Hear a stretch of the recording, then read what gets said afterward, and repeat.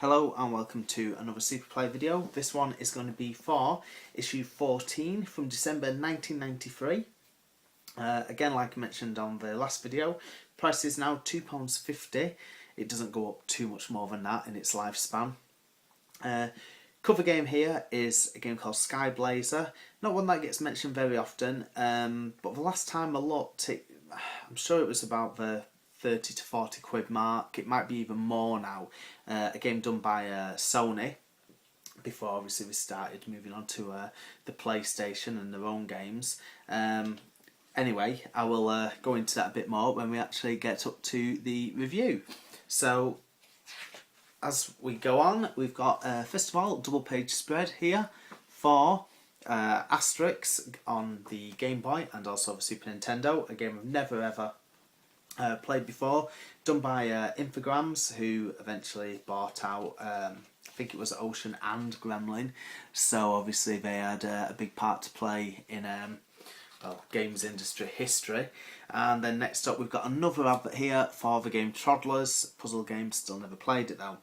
Then we have the editorial page, obviously from the editor, and again, as mentioned, it's now James Leach. Again, we have the contents pages there, all spread out, nice and neat, easy to read. But now we'll get into the main section of the magazine. So let's have a look. First news story is, look at these great games, Mega Man X, or Mega Man 10, no, Mega Man X. So that was coming out in 1994. As mentioned on the last video, 1994 had a load of great games, because you've got your things like Secret of Mana coming out on PAL, Donkey Kong Country, Super Metroid, that's just a few off the top of my head. But anyway, you've also got down here Legend of Mystical Ninja 2. Now that never actually got a UK release. That is one that I actually do own now in my collection for the Super Play Top 100. And what else have we got here? Moving along, Pinball Dreams. Based on the Amiga game, obviously really popular back then. What else have we got? Humans, which is again another conversion, I think, from the Amiga. Something called Sound Factory, never seen that, not aware of it or anything. And then we've got a bit of news here on ActRaiser 2. Now, if anyone's listened to my episodes that I've been on for podcasts, they know I'm a massive fan of ActRaiser. I think it's a great game, and the first one had fantastic reviews. And then also a bit of news here for oh god, is it actually a bit of news in regards to games players. So it's an American magazine, so it's a linked like sister magazine with Super Play now in America. Sorry about that.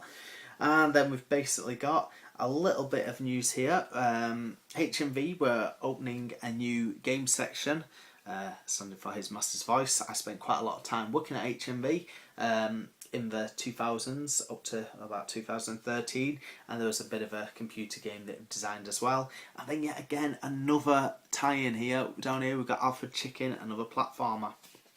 So moving on, we've got Live from Hell City there. Bit of news here on Super Puyo Puyo with one of the adverts for it. And yet again, this Madara 2 game. I really need to have a look at what that is, because it's been in the last few issues now, so obviously it must have been popular. And then we've got the usual Fantasy Quest with all your RPGs and things like that. So again, more Dragon's Quest games. Wise, what else? Brainlord, a little bit of news down here, not a great game, and another Dragon's Quest game. What else have we got? So, Turbo turns up early. So, looking at this, well, they brought it forward. The release for Street Fighter 2 Turbo came out at the end of September 1993, so obviously it was a nice surprise, costing $59.99, so quite a lot of money to get Street Fighter 2 Turbo. But you know what, I can't see that price putting many people off. Like mentioned on the other videos, the import prices were a lot more. And then here we've got again, Blabbermouth with Chris and Tell, a little bit of there on another platformer, Prehistoric Man, an advert for a couple of sports games, Anime World, nothing really jumping out at me. Oh, Wicked City, that's one I do recognise. And then we have got a picture here of, I think it's Simon Mayo, from many years ago, because they talk about Radio 1 at the Future Entertainment Show. And then we've got some news here on Terminator 2 Judgment Day game. One game that I actually have played, not fantastic though at all. And then we've got some winning entries here from a few issues ago where it was design your own Super Play football team shirt, so obviously they're the winning entries. So moving along, what else we've got? A bit of news here on a few gaming books. Now obviously gaming books are really popular at the moment, especially on the old retro gaming scene, which ironically now covers everything that we're looking at. And then there's a bit of competition here to win a VHS with some tips and cheats on it. So what else have we got now? Yet again, the big debate rages on. Cartload of profit. Again, where does the money go? Why do carts cost so much? 50, 60 quid, and as mentioned at the time, the carts weren't coming down in price that cheap. It wasn't like nowadays where you go into Tesco, get a new release at 40 quid, and then within 6-7 weeks, if it's not sold that well, it's down to about 20 quid, and then if you wait around, you can get on eBay for about 15 quid. A lot different back then. So again, 2-page feature here, and then we've got the software charts. So Mortal Kombat at number 1 in the chart, Rock and Roll Racing on the import chart, great to see that. Torenko's Great Adventure on Japanese chart, not got a clue what that is, and Mortal Kombat there. Advert here for Mickey's Magical Quest, fantastic game, quite an early Super Nintendo game, but brilliant. And then we've got the first featured review, a game called Skyblazer. Now I've not played this for quite a long time. I did own it when it came out, and it is worth playing. It is actually a good game. What for giving it 78%, so not fantastic. A fantastic score, but I think when people mention it, it does seem to be remembered with a bit more fondness. Next review, a game called Time Slip. Never ever played it, 60%, so I can't comment one bit. World Soccer, again, can't comment on that, 29%. Looking at the score, I don't think I really want to comment on it because it looks terrible. And again, as mentioned quite a few times, there's only 1 or 2 games, for football that you actually need. It's usually one or the other. So around that time, you had Striker, you have FIFA on the horizon, but, not far after, obviously, International Superstar Soccer. Anyway, moving on. The Seventh Saga, another game I've never ever heard of, some sort of RPG type thing, 69%. And then we've got Darius Force, your typical shoot 'em up, 70%. And then we've got the game Clay Fighter. Like I mentioned, this is a game that I picked up about a year ago now. Clay Fighter's not a bad one-on-one fighting game. Obviously it looks nice because of the clay animation. Rated 85%, so not bad really. Quite a few different characters to choose from. It's got a bit of humour on it as well. I think they did a second game, Clay Fighter 2 Judgment Clay, and then they also did the the one on the N64, which got absolutely slated. I think it was like 63 and a third or something, although that doesn't really make sense on an N64. Anyway, Boxing Legends of the Ring, 87%. I'm not really into boxing, but yeah, there you go. The last video I did mention PC Gamer. I've checked this morning in Tesco, and yet PC Gamer is still going strong. So this is from like end of 1993, and PC Gamer, one of a few magazines still on the shelves. World Heroes, based obviously on the SNK Neo Geo series, 77%. I always prefer Samurai Showdown out of those 2 series. And then we've got an advert here for Mario is Missing. Again, never played that. Then we've got a game which it's always had good reviews and it looks stunning, but I do struggle with it. A game called Plock. Again, it's in the top 100. It got 90%. And as I said, it looks absolutely stunning. It's done by the Pickfords, who were obviously really popular in the 8-bit, 16-bit days. But yeah, I just always really do struggle to get into that. And then we've got NFL football, 76%, and I have it here for Out to Lunch. Then we've got Robocop vs Terminator. Now, this review down here, 27%, being slagged off so much. I've never played the Super Nintendo version. The Mega Drive version is absolutely fantastic, and that always got really good reviews. So I don't know if it was a different, publisher, and it sort of just, died on its arse. But I can't really comment on that version. Next up, Super Off-Road The Barger, 69%. Racing game, not exactly my cup of tea. I played the original Super Off-Road, with this sort of 3D isometric view, but I can't really comment on that one. Then we've got Utopia. So, Utopia, done by Gremlin. Just get a bit of a mention in the Barry Leach interview we've got coming up. Given that 86%. So, quite a high rating there. And then Mecha Robot Golf, 37%. Quite funny seeing that, due to the fact you've got the PlayStation VR game coming out, the 100-foot robots playing golf type thing. So, what goes around comes around. Next up, Total Carnage, sort of sequel to Smash TV. One that I've not really bothered with. I love Smash TV, but this just didn't appeal to me for some reason, even though it is a bit more of the same thing.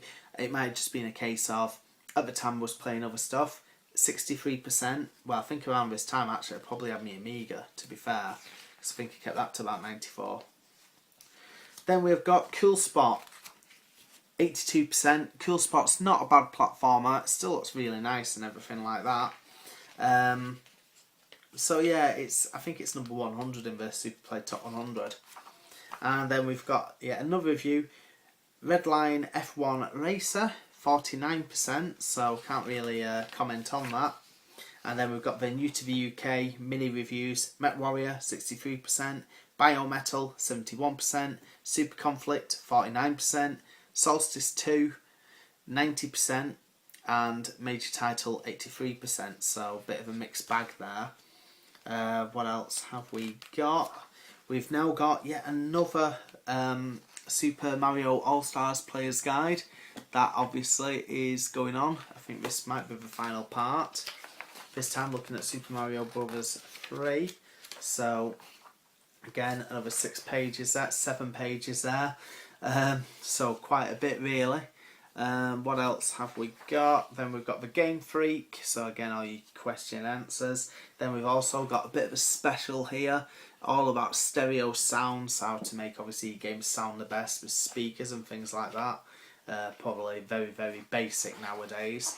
And then we've got mode 7, so a couple of tips here for Royal Rumble. What else have we got? NHLPA, Super Bomberman codes. What else? Then we've got some tips here for Mortal Kombat on one side and Street Fighter 2 Turbo on the other. Like I say, those were massive popular games around this time. More tips here for Street Fighter 2 Turbo. And then here we've got the Nintendo Hotline page. So again, questions and answers about that. So this month's 10 most answered questions. Asked questions, then hopefully answered. As mentioned a couple of videos back, they had a feature looking at the Nintendo Hotline, with people ringing up who were stuck on the games. Moving on, quite a few adverts here. And then we've got the playback letter pages. So what's hot, reader inventions, Christmas and game music, what's not, the Going Mortal Kombat, cute characters and price wars.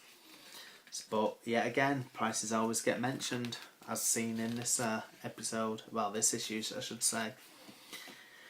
Now, coming up now, we've just got, again, What Cart, the final few pages. Again, still not really changed its style.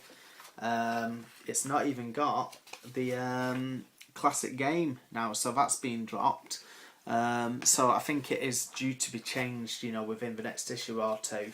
and start splitting it up over a few issues. And then again we've got the classified ads, loads and loads of stuff here. And then we've got their subscription pages, and next month, and the final page here, advertising some games by Elite, so Dr. Franken, Might and Magic 2, on the tiles and the fidgets. Just having a quick look, just at a couple of examples for the supermarket games. UK SNES 2 pads, one of them is unofficial. Mario World, Super Probotector, Mario Kart, 160 quid. Someone selling Super Play issue 3, £10.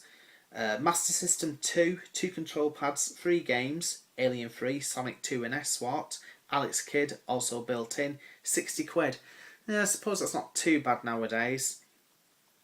UK SNES, 2 pads, AV cable, 6 games with Mario, Super Tennis, Super Ghouls and Ghosts, Zelda, Mario Kart, Starwing and adapter, everything box, 250 quid. So a fair few different deals there. But yeah, that was issue 14. I will carry on putting these up. Thanks for watching, thanks for subscribing. I'll see you soon. Thank you. Bye.